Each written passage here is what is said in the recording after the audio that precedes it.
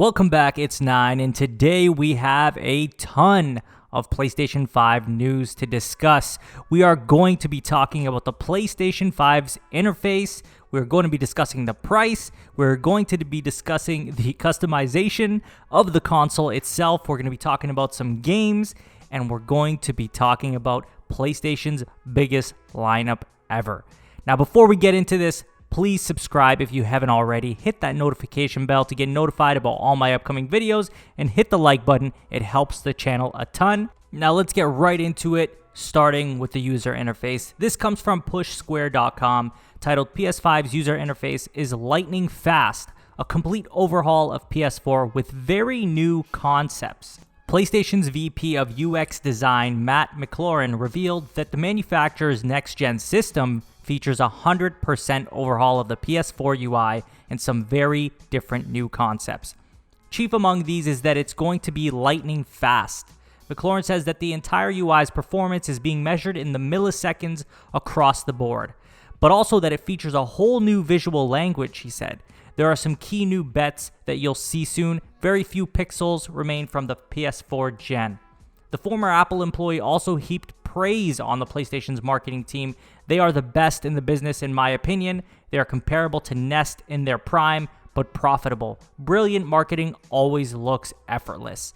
So, this is super exciting to me. I really wanted to see an overhaul.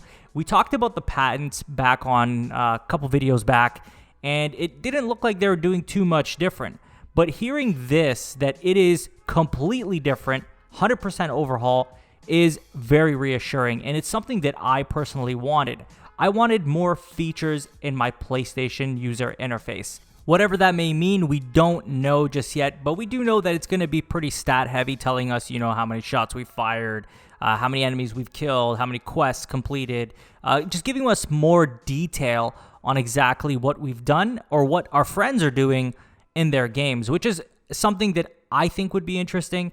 On a minor level, Xbox One actually offers these kind of stats when you go into a game's details. It'll say how many hours you've spent, all this kind of stuff. And that's kind of something that I've always wanted for the PlayStation brand, was to be able to see how many hours I've spent, how many, depending on what you're doing in the game. If it's a RPG or something like that, then yeah, you'd have your quest, you'd have enemies killed, gold, whatever, right? So just kind of talking about the finer details that you wouldn't otherwise get.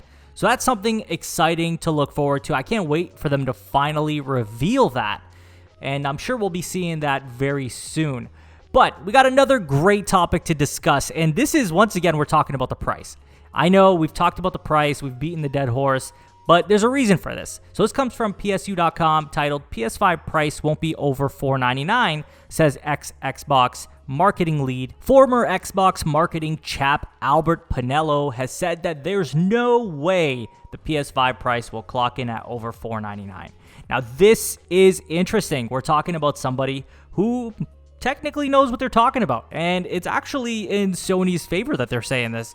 A lot of people are worried about the $699, the $599 price points, and within reason, right? We got all these placeholder prices, so people are kind of worried about what the cost is going to be, especially with Sony kind of alluding to the notion that maybe the PlayStation 5 will be a little more expensive than we anticipate.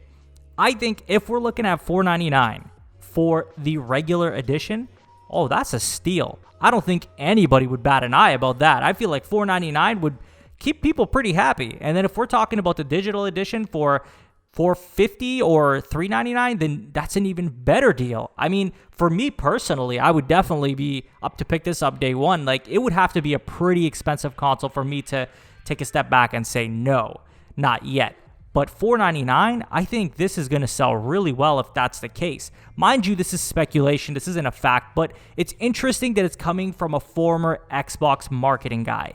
This is somebody that, to a degree, knows what they're talking about. Obviously, they don't know the cost of the PS5 and all this stuff, but I think he has some sort of experience that we can lean on that might give some validity to what he's saying. So it's very interesting to see just what the price will be, and I'm sure we will find out within the coming months. But at $499, you got me happy. I am definitely, even $499 for the digital edition, I would definitely be down. I was worried at like $699, but I guess we'll just have to wait and see because this is definitely not set in stone. On to the next topic. This comes from PSU.com, titled PS5 chassis to be customizable in ways previous gens weren't.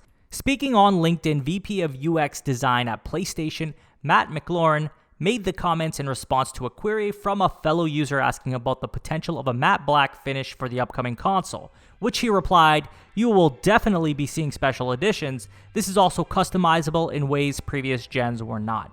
So this kind of alludes to the fact that maybe the PlayStation 5 will be more customizable than any other PlayStation in the past. So if you guys remember, and I know this is a different brand, but the Xbox 360 had faceplates, and you could change these faceplates, which would then kind of change the design of your Xbox. Is it possible that maybe those side panels that go on the console can be interchanged? And if that's the case, then that allows for full customization of the look of it. So if, for example, people don't like the two-tone color, are you then able to go just buy the matte black ones and interchange them? That is something that would be really interesting and would be pretty cool because I love the limited editions. Don't get me wrong. They're great. They're great, but sometimes you just kind of grow out of that design and you're like, I kind of would like to go back to a full white one or a black one or whatever it may be. So giving that option would be pretty awesome. I don't know the full details of just how much customization we're talking, but just looking at the design of the console, I could make, the assumption that maybe it's those white panels on each side, or at least one of the white panels on the side.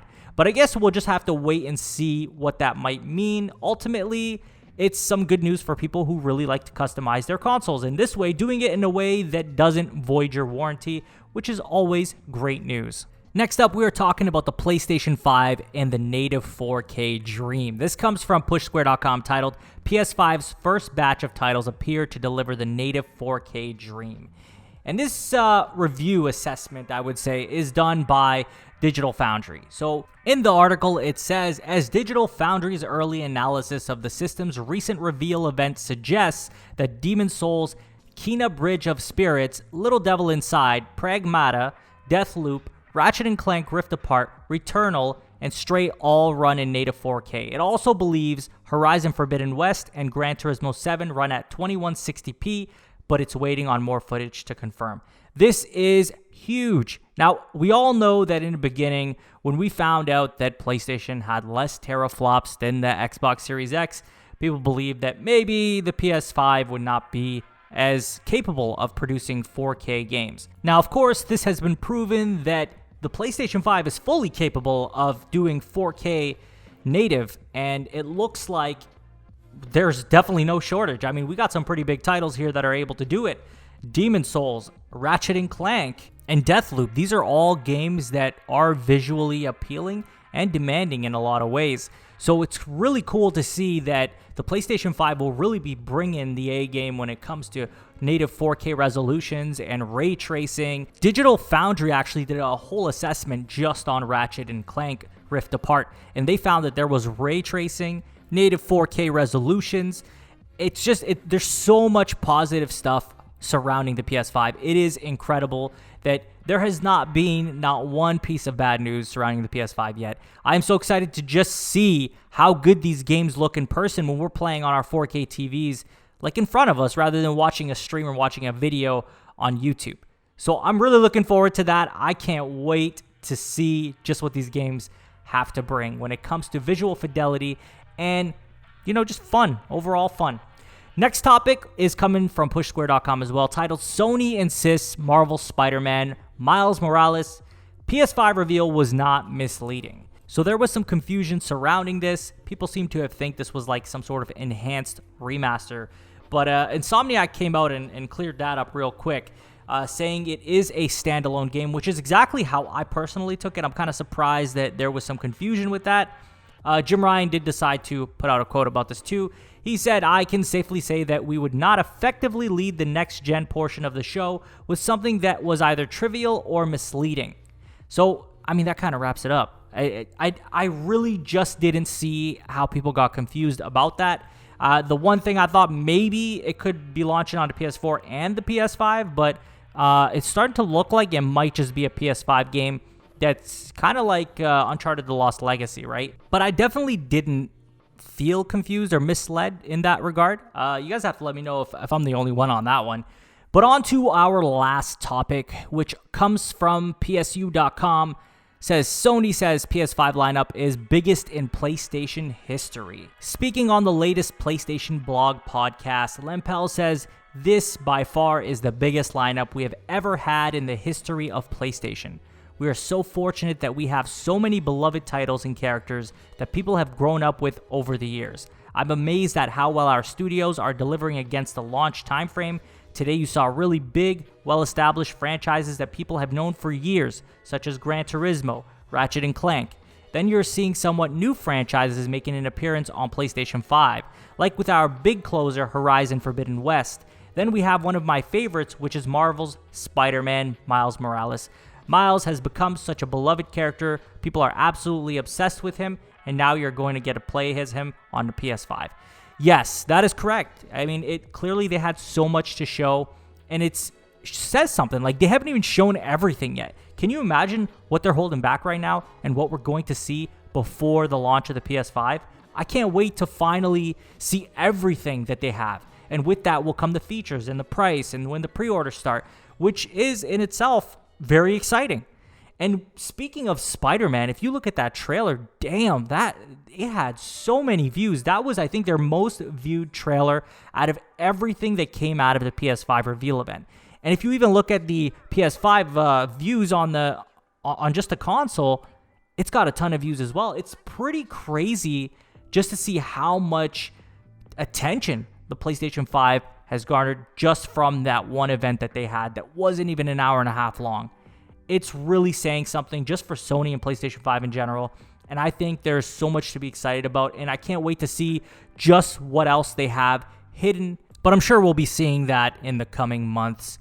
That wraps up all our topics for today. Guys, you're going to have to let me know in the comments. What do you think of the whole discussion of the UI? What about the price being no more than $499? The customization of the chassis on the PS5? The first batch of titles being 4K and having ray tracing. And also, did you feel misled on that Marvel Spider-Man trailer? I really didn't feel that way. And what are you excited for that we haven't seen yet come from the PS5? Let me know in the comments. As always, please like, subscribe, hit that notification bell to get notified about all my upcoming videos. Follow me on Twitter. Link will be in the description. Share this video with a friend, and I will talk to you guys on the next one. Take care.